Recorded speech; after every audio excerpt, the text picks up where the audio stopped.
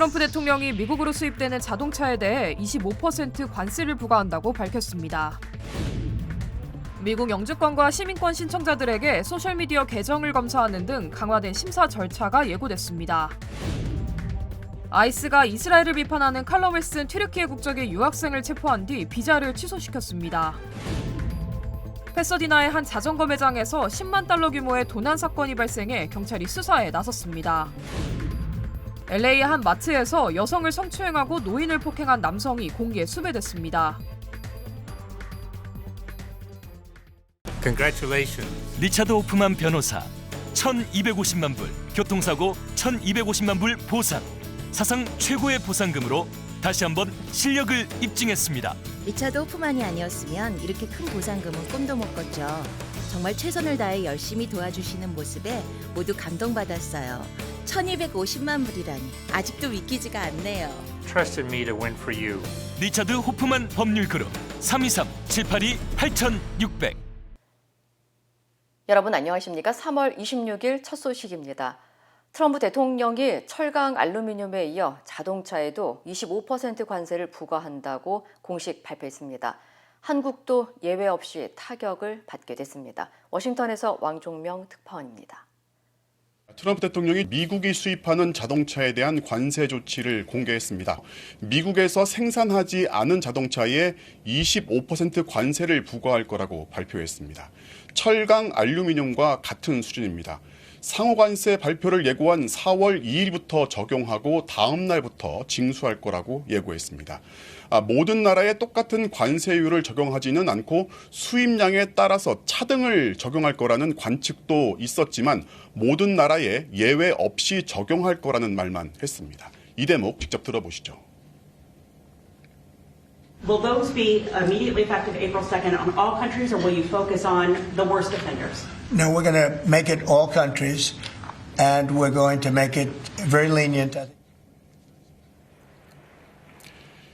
뉴욕 증시가 마감된 이후에 발표됐지만 백악관이 자동차 관세 발표를 예고한 직후부터 테슬라를 비롯한 자동차 관련주가 일제히 하락했는데 미국인들의 발에 해당하는 자동차 중 수입차는 25% 비싸질 거라는 얘기이다 보니 민감하게 반응할 수밖에 없습니다. 자동차 관세는 이달 12일에 발효된 철강 알루미늄처럼요, 미국에 수출하면 어떤 나라든 피해갈 수 없는 보편적 품목 관세입니다. 한국도 예외일 수 없습니다. 게다가 작년 한국의 대미 수출이 전 세계 수출량 중 절반인 49%를 차지할 정도로 압도적으로 크다 보니까 타격이 만만치 않습니다. 그제 현대차가 트럼프 대통령 앞에서 31조 원 투자 계획을 발표했을 때 트럼프 대통령이 직접 현대차를 언급하면서 미국에서 자동차 만들면 관세를 낼 필요 없다고 생색 내듯이 말했지만 사실 지극히 당연한 얘기입니다. 마침 오늘 현대차가 조지아주에 미국 내 세 번째 공장을 준공하고 가동시켰지만 한국이나 멕시코 등 미국 이외 지역에 생산했다면 예외 없이 관세 대상인 겁니다. 지금까지 워싱턴이었습니다. 캐나다 정부가 트럼프 행정부의 관세 부과 조치에 대응해 테슬라에 대한 보조금 지급을 중단했습니다. 크리스티아 프리랜드 캐나다 교통부 장관은 성명을 통해 테슬라에 대한 모든 보조금 지급을 중단하고 지원 프로그램에서 제외할 것이라고 밝혔습니다. 이번 조치로 캐나다 정부는 테슬라에 배정된 3천만 달러 규모의 보조금 예산을 전면 철회했습니다. 이번 결정은 이달 초 도널드 트럼프 대통령이 발표한 캐나다산 상품에 대한 25% 관세 부과 조치에 대한 반격으로 해석됩니다.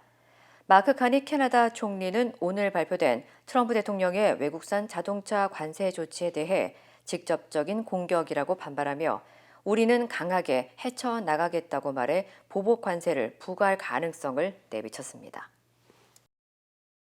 도널드 트럼프 대통령이 구리 수입에 대한 관세 부과 가능성을 예고한 가운데 구리 가격이 사상 최고치를 기록한 것으로 나타났습니다. 오늘 오전 뉴욕 상품거래소 코맥스에서 구리는 3.1% 급등해 파운드당 5달러 37센트까지 치솟은 뒤 다시 조정되면서 파운드당 5달러 24센트로 거래를 마쳤습니다. 1년 전과 비교하면 30% 가까이 오른 수치로 작년 5월 이후 10개월 만에 다시 최고가를 갱신하며 빠른 상승세를 보였습니다. 이는 트럼프 대통령이 지난 12일부터 미국으로 수입되는 철강과 알루미늄에 25% 관세를 부과한 뒤 구리에도 25% 관세를 부과할 가능성을 시사하면서 영향을 미친 것으로 분석됐습니다.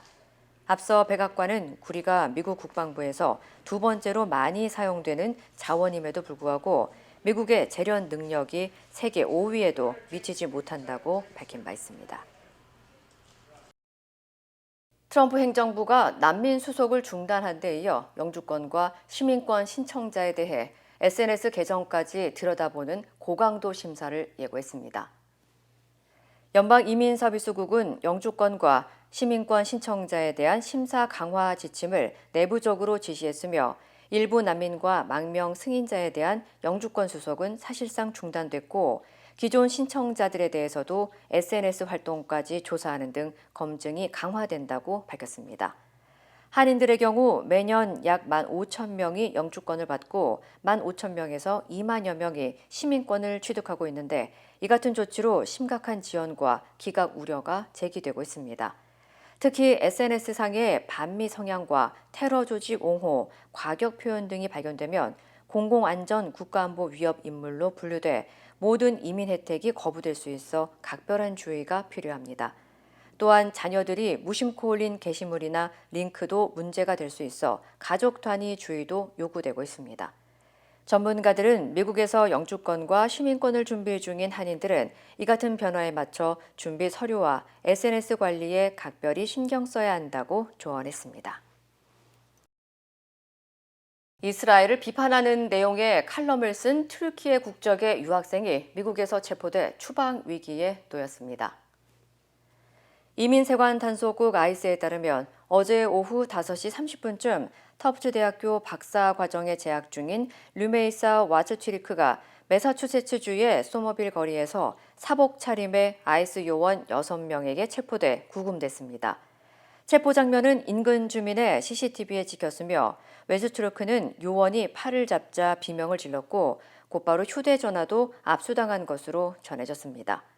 이 여성의 체포 사유는 구체적으로 공개되지 않았지만 지난해 3월 가자지구에서 대량 학살이 벌어지고 있다고 주장하며 쿠마루 총장에게 이를 인정하고 대학 평의회 결의안을 지지할 것을 촉구하는 칼럼을 작성한 바 있습니다.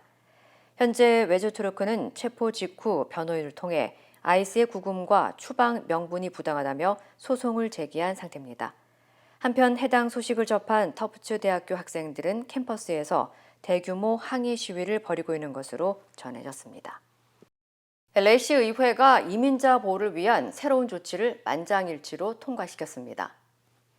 이번 조치는 LA의 모든 사업체에 이민세관 단속국 아이스의 활동이 있을 경우 시에 즉시 보고하도록 의무화하고 시민들을 대상으로 권리 알림 캠페인을 시행하는 내용이 포함되어 있습니다.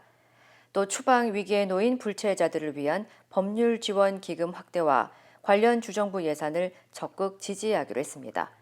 이번 조치는 LA시 13지구 휴고 소토 마르티네스 시의원이 발의했으며 이는 트럼프 행정부의 불체자 단속 강화에 대한 대응이라고 밝혔습니다.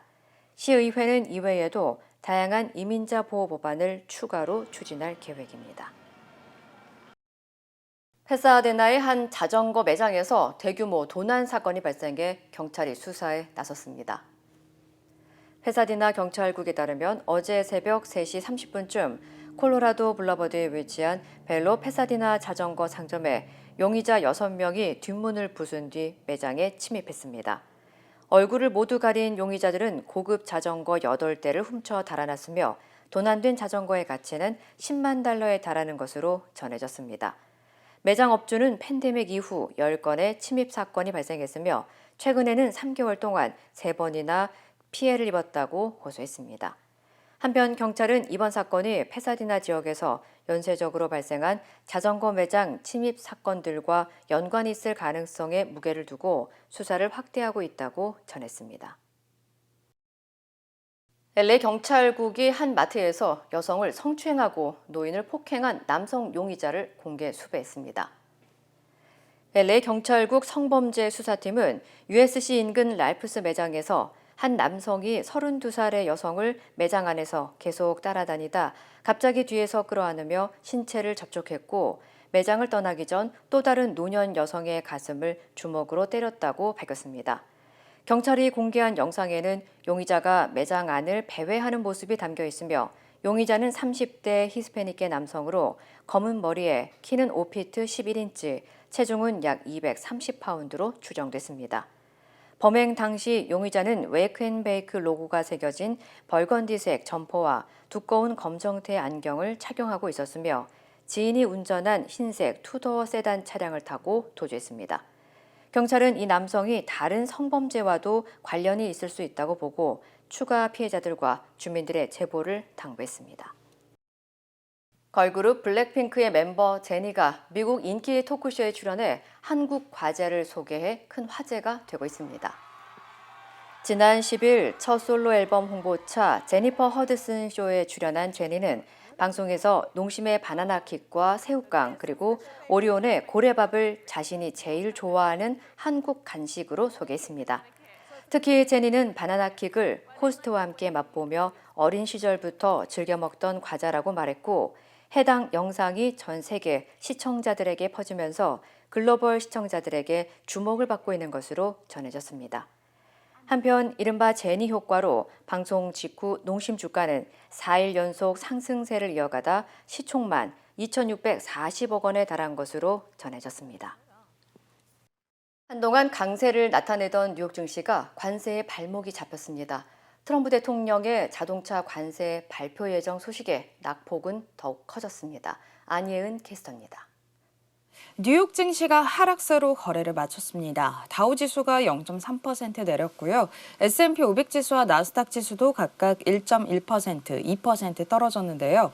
최근 강세를 나타내던 뉴욕 증시는 트럼프 정부의 관세에 발목이 잡혔습니다. 백악관이 이날 오후 예정에 없던 자동차 관세를 발표할 계획이라는 소식이 나오면서 낙폭을 키웠는데요. 장 마감 후 트럼프 대통령은 외국산 자동차에 대한 25%의 관세 부과를 공식 발표했습니다. 이에 따라 테슬라가 5.5% 하락했고요. GM도 3.1% 하락하는 등 자동차주 전반이 약세를 나타냈습니다. 관세 전쟁 가열에 대한 우려로 반도체주들도 크게 조정을 받았는데요. 엔비디아가 5.7% 떨어졌고 TSMC와 브로드컴, AMD 등 반도체 주식들도 모두 4%대의 하락으로 거래를 마쳤습니다. 작년 11월 미국 대선 직후에는 테슬라를 비롯한 미국 기업들이 트럼프 수혜주로 부각이 됐지만요. 최근에는 관세 정책이 오히려 미국 증시에 부담으로 작용하고 있습니다. 트럼프 대통령이 예측 불허의 행보를 이어가고 있는 만큼 당분간은 보수적인 대응이 필요해 보입니다. 지금까지 신영증권이었습니다. 미국에서 큰 논란을 부른 전쟁 계획 민간 채팅방 논의 유출 사건과 관련해 미 국방장관이 전쟁 관련 중요 정보를 채팅방에 올렸던 것으로 드러났습니다. 트럼프 대통령은 이번 사건의 1차적인 책임자인 왈츠 보좌관을 공개석상에서 재신임했지만 마쿠에서는 분노했다고 전해졌습니다. 관련 소식 전해드립니다. 사건은 마이크 왈츠 백악관 국가안보보좌관이 민간 모바일 메신저 시그널의 채팅방을 개설하면서 시작됐습니다. 이 채팅방은 예멘의 친일한 반군 후티에 대한 공격 계획을 논의하려 만들어진 것이었는데요. 미 국방장관과 부통령 등이 초대된 이 방에 미국 시사 잡지 애틀랜틱의 편집장이 민간인 신분에도 불구하고 초대된 겁니다. 시사 잡지 애틀랜틱이 공개한 메시지 전문에는 헤그세스 국방장관이 공유한 구체적인 작전 시간과 공격 수단을 확인할 수 있고요. 아울러 15일 실제 공격이 이루어진 뒤 후티에 대한 공격 성과를 소개하고 자찬하는 글들도 확인할 수 있습니다. 트럼프 대통령은 이번 사건의 1차적인 책임자인 왈츠 보좌관을 공개석상에서는 재신임했지만 마쿠에서는 보좌관의 실수에 분노했다고 현지 매체는 전했습니다. 중국의 비밀스러운 테크 회사가 운영하는 기업들이 최근 해고된 미국 연방정부 공무원들을 채용하려는 시도를 하고 있다는 주장이 제기됐습니다. 싱크탱크 민주주의 수호재단의 선임 애널리스트가 채용 광고를 올린 일부 기업은 전직 공무원들과 인공지능 연구원들을 겨냥한 가짜 컨설팅, 헤드헌팅 회사들로 구성된 광범위한 네트워크의 일부라고 밝힌 건데요. 채용 광고를 올린 4개 컨설팅, 헤드헌팅 회사들에 대한 공개된 정보가 거의 없는 데다 일부는 웹사이트를 공유하거나 같은 서버에 호스팅된 것이라고 로이터 통신이 전했습니다. 이에 대해 워싱턴 주재 중국 대사관 측은 연루된 것으로 추정되는 단체에 대해 알지 못했다고 주장하고 있습니다. 지금까지 이 시각 세계였습니다. 낯선 이국 땅에서 새로운 삶을 시작한 지 50여 년. 언어와 문화의 장벽을 넘어 힘차게 걸어오신 어르신들. 여러분의 노력과 헌신에 깊이 감사드립니다. 이제는 편안하고 행복하게 살아가시길 바랍니다. MJ보험은 한인 커뮤니티를 이끌어오신 어르신들을 진심으로 응원합니다. 말이 통하는 종합보험 MJ보험. 보장받은 혜택이 사용하기 어려워서 답답하신가요? 아스티바헬스는 OTC 제품과 허브 보충제 등 다양한 항목에 사용할 수 있는 $720 플렉스 혜택 카드를 즉시 제공합니다. 자세한 사항은 1888-688-8584로 문의하세요. 이재명 더불어민주당 대표가 정치적 명운이 걸린 것으로 평가됐던 공직선거법 위반 사건 항소심에서 무죄를 선고받았습니다. 1심 재판부가 유죄로 봤던 김문기, 백현동 발언 모두 허위사실 공표가 아니라고 본 겁니다. 송정훈 기자입니다. 이재명 더불어민주당 대표의 공직선거법 위반 혐의에 대한 항소심 재판부 판단은 무죄였습니다. 서울고법 재판부는 이 대표에게 징역 1년, 집행유예 2년을 선고했던 원심을 뒤집었습니다. 재판부는 우선 고 김문기 전 성남도시개발공사 개발 1처장을 몰랐다는 이 대표의 발언이 허위사실 공표가 아니라고 판단했습니다. 1심 법원은 성남시장 시절 김문기 씨를 몰랐다, 김 씨와 골프 치지 않았다, 경기지사가 돼 선거법으로 기소된 뒤에 김 씨를 알았다는 이 대표 발언 중 골프 관련 발언만 유죄로 봤는데 2심 재판부는 방송 발언 원문을 토대로 봤을 때 이 대표가 김 전 처장과 골프를 치지 않았다고 명시적으로 거짓말하지 않았다며 모든 발언을 무죄로 판단한 겁니다. 2심 재판부는 또 1심이 유죄로 본 또 다른 발언, 성남 백현동 부지 용도 지역 상향 변경이 국토부의 협박에 따른 것이라는 2021년 10월 국정감사장 발언도 유죄로 인정하지 않았습니다. 재판부는 성남시가 부지 용도 변경과 관련해 장기간 다각도로 압박을 받은 게 인정된다며 협박을 받았다는 표현은 압박을 과장한 것일 뿐 허위사실 공표는 아니라고 했습니다. 이 대표는 선고 직후 재판부에 감사를 표하면서 검찰에 대해서는 날을 세웠습니다. 이제 검찰도 자신들의 행위를 좀 되돌아보고 더 이상 이런 공력 낭비하지 않기를 바랍니다. 사필 규정 아니겠습니까? 검찰은 즉각 대법원에 상고하겠다고 했습니다. 일반 선거인들의 생각과 너무나도 괴리된 경험칙과 상식에 부합하지 않는 판단으로 법리를 오해한 위법이 있다고 했습니다. 이 대표로서는 1심 선고가 항소심에서 유지되고 대법원에서 확정될 경우 의원직을 잃고 향후 대선에도 출마하지 못하는 상황이었습니다. 하지만 조기 대선의 최대 사법 리스크로 꼽혔던 선거법 위반 혐의가 2심에서 무죄로 완전히 뒤집히면서 부담을 크게 덜었다는 평가가 나옵니다. MBC 뉴스 송정훈입니다. 유죄 판결을 확신하면서 이 대표의 사법 리스크를 공격해왔던 국민의힘은 당혹감을 감추지 못했습니다. 일부 의원은 판사의 정치적 성향까지 문제 삼았습니다. 김민영 기자입니다.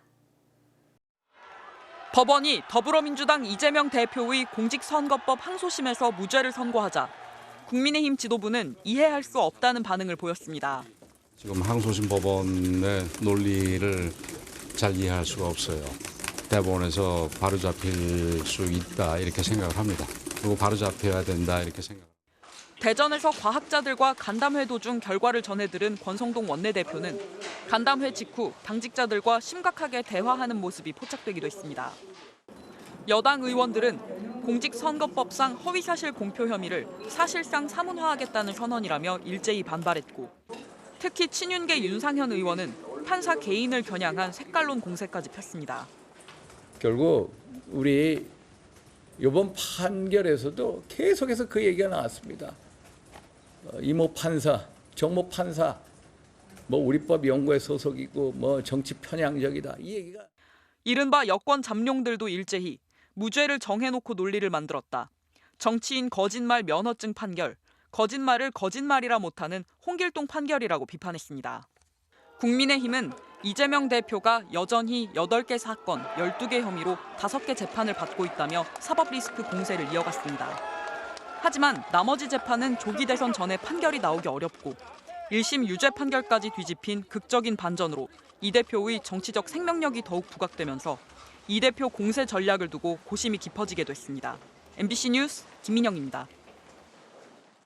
경북 의성에서 시작된 산불은 벌써 7일이 지나도록 꺼지지 않고 오히려 더 확산되고 있습니다. 어젯밤에는 전북 무주에서도 발생했는데요. 4개 마을 주민 100여 명이 강당 등으로 대피해서 뜬 눈으로 밤을 보냈습니다. 정자영 기자입니다. 칠흑같이 어두운 밤, 시뻘건 불이 산 능선을 따라 이어지고 주변은 온통 매캐한 연기로 차 있습니다. 어젯밤 9시 22분쯤 무주군 분안면의 야산에서 화재가 발생했습니다. 이 불로 다친 사람은 없었지만 오늘 새벽까지 약 10헥타르 면적의 임야가 소실된 것으로 잠정 집계됐습니다. 화재 발생 50여 분 뒤인 밤 10시 반쯤 소방대응 1단계와 함께 소방과 공무원 등 500여 명이 화재 현장에 투입됐습니다. 불은 산 아래 주택에서 옮겨 붙은 뒤 북풍을 타고 번진 것으로 추정되고 있습니다. 낙엽이 쌓이고 번지 옆으로 간 거야. 그 저장고 쪽에도 나무를 많이 쌓아놨었다고. 헬기를 띄울 수 없어 지상 진화에 의존하다 보니 진화대원 투입 5시간 후까지도 진화율은 20%에 그쳤습니다. 주택 화재에서 굉장히 강한 북동풍 바람 때문에 순식간에 옥녀봉 쪽으로 연소 확대가 돼가지고 초반에 불길이 잡히지 않자 인근 4개 마을 주민들에게 대피 명령이 내려졌고 주민 100여 명은 인근 마을에 간 2곳과 다목적 강당 등 3곳에 임시 분산돼 밤을 지새웠습니다. 갑자기 이장님이 방송을 하시더라고. 그래서 밖을 나가면 그냥 밖에 훤하잖아, 밖에 그냥. 아이고 손이 달달 떨리고 아이고 그래 이제 거기를 차로 가봤지요. 그런데 엄청나게 막 많이 번졌더라고. 무주군과 소방당국은 불이 민가로 번지지 않도록 방어선을 밤새 구축한 데 이어 오전 6시부터 헬기 세대를 진화 작업에 투입했습니다. MBC 뉴스 정자영입니다. 산불 진화에 나선 헬기가 추락하면서 조종사가 숨지는 안타까운 사고도 있었습니다. 조종사는 올해 73살의 고령이었고 사고 헬기는 생산된 지 30년이 넘은 노후 헬기였습니다. 김준겸 기자입니다.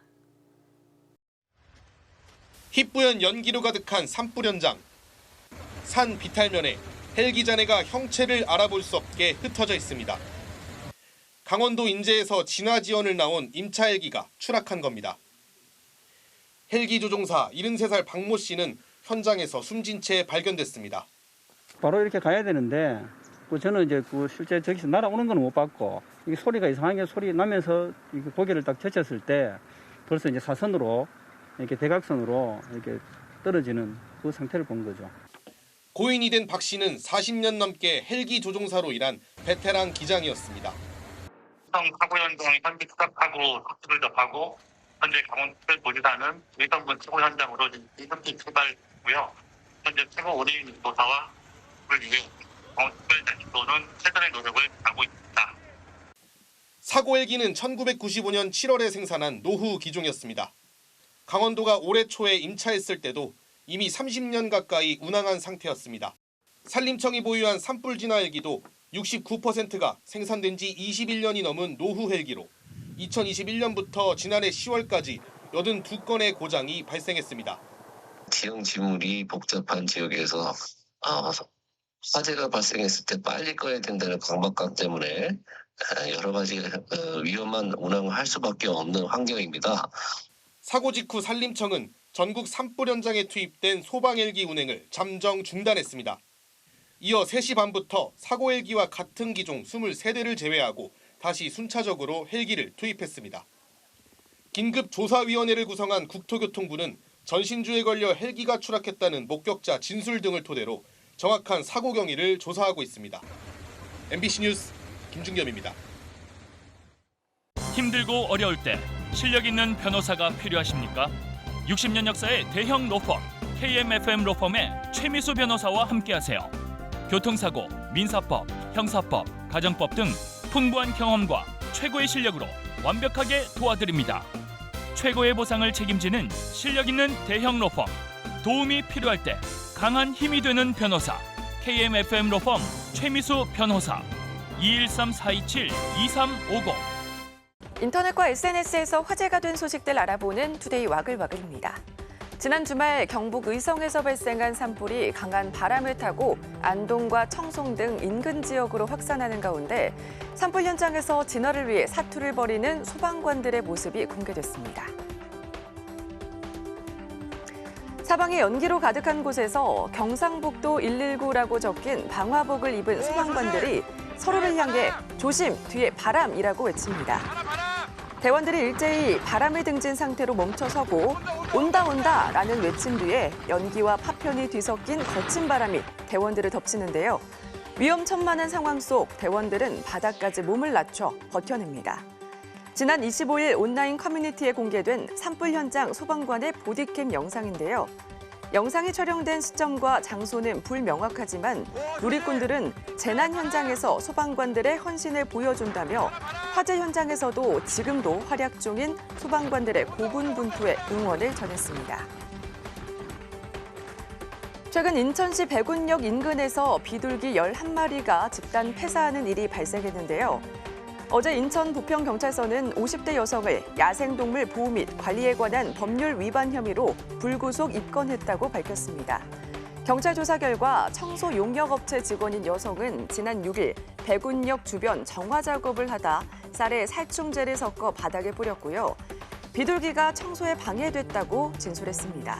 이 여성 범행 다음 날 경찰서를 찾아가 자백했는데요. 야생생물보호법에 따라서 3년 이하의 징역 또는 최대 3천만 원의 벌금에 처해질 수도 있다고 합니다. 일본 대마도의 한 유명 신사가 신사 내에서 금지된 행위를 일삼는 관광객들에게 몸살을 앓다 결국 일반 관광객의 출입을 전면 금지하기로 했는데요. 신사 측이 공개한 한국인 관광객의 무질서한 모습이 논란을 샀습니다. 일본 대마도의 와타즈미 신사가 최근 SNS를 통해 올린 영상입니다. 신사 직원이 불법 주차를 제지하자 한국인 남성이 사투리를 쓰며 거친 욕설을 퍼붓습니다. 해당 신사는 지난해 6월에도 한국인은 출입 금지라는 팻말을 내걸기도 했는데요. 일부 한국인을 차별하는 처사라는 의견에 신사 측은 한국인 관광객들의 무단 흡연과 폭언 등의 민폐 행위가 이어져 어쩔 수 없는 조치였다고 밝혔습니다. 영상을 본 누리꾼들은 부끄러운 줄 알아라, 나라 망신이라며 비판적인 반응을 보였는데요.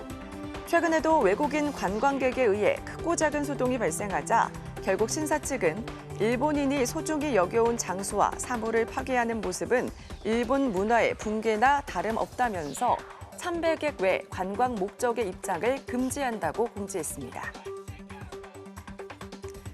미국의 한 쇼핑몰, 엄마와 쇼핑에 나선 아이가 어딘가를 가리키며 흥분한 모습입니다. 아이의 손끝이 가리킨 곳엔 휠체어를 탄 아이가 모델로 등장한 광고판이 보이는데요.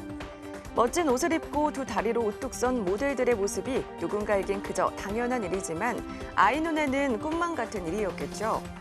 척추가 불편해 이제 막 휠체어 타는 연습을 시작한 아이는 마치 반가운 친구를 만난 것처럼 휠체어를 탄 모델이 자신과 똑같다며 엄마에게 기쁨을 표했고요.